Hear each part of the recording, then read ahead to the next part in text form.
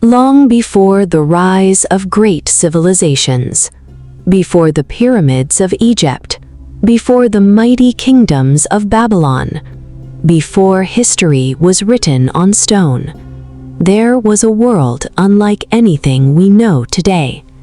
A world where humanity still remembered its creator. A world where the first generations walked upon the same earth as the children of Adam. There were no temples filled with idols, no kings claiming divinity, no nations fighting in the name of false gods. Only one message echoed across the earth: worship Allah alone. But history would soon take a tragic turn, not through war, not through famine, but through deception. A deception so subtle, so patient, that entire generations failed to recognize it until it was too late. It began with something that seemed innocent: respect, admiration, love for righteous people. Yet what started as remembrance would eventually become the first act of idol worship in human history.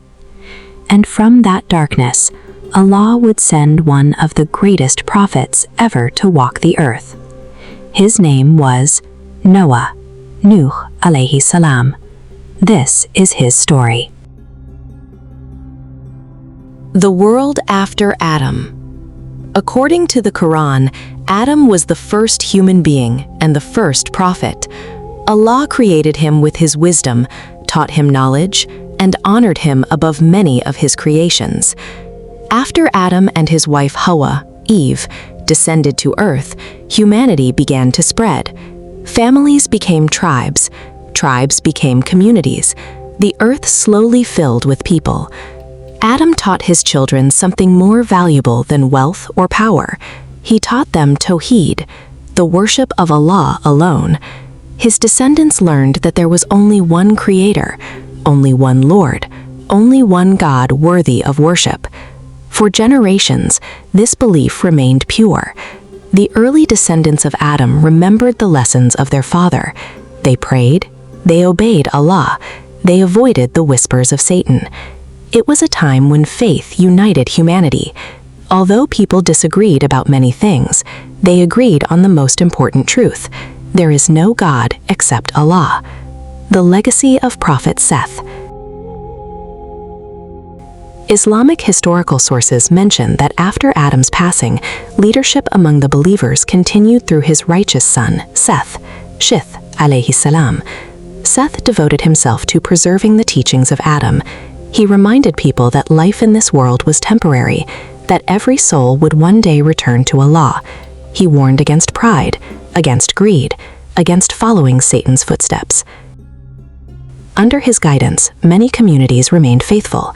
Children grew up hearing stories of Adam. Parents taught their families to worship Allah.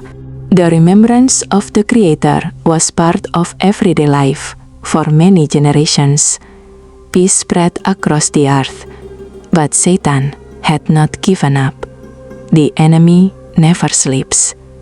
When Allah expelled Iblis from paradise, he made a promise. The Quran records his words: "Because you have put me in error, I will surely sit in wait for them on your straight path. Then I will come to them from before them, and from behind them, from their right and from their left." Surah Al-A'raf 7:16-17. Satan understood something about human nature. He knew that most people would never bow before evil immediately, so he chose a different path, a slower path. Instead of telling people to reject Allah, he would slowly change their priorities. Instead of commanding them to worship idols, he would first encourage them to admire righteous people too much. Not in one day, not in 1 year, but over generations. Because Satan thinks in centuries, his greatest weapon is patience. A generation of extraordinary believers. Among the descendants of Adam lived many righteous men. They were known for their honesty. their generosity, their kindness to the poor, their devotion to Allah. People trusted them. Children admired them. Families sought their advice. Whenever disputes arose, these righteous men helped restore justice. According to the Qur'an, among the names remembered by later generations were Wad, Suwad, Yahuth, Ya'uth, Nasr. Allah mentions them in Surah Nuh. And they said, "Never leave your gods, and never leave Wad, nor Suwa, nor Yaguth, nor Ya'uk, nor Nasr." The Qur'an does not explain who these names originally belonged to. However, early Islamic scholars such as Ibn Kathir, drawing on reports transmitted from earlier authorities, explained that these were originally the names of righteous people who had lived among Noah's ancestors. As long as these righteous people lived, they inspired others to worship Allah. But every human being eventually dies, and when they passed away, something changed, something that Satan had been waiting for generations. The righteous were gone. The people mourned deeply. Children cried. Families felt lost. The voices that had once reminded humanity of Allah had fallen silent. It was in this moment of grief that Satan made his next move, not with violence, not with fear, but with an idea that seemed completely harmless, an idea that would eventually change human history forever.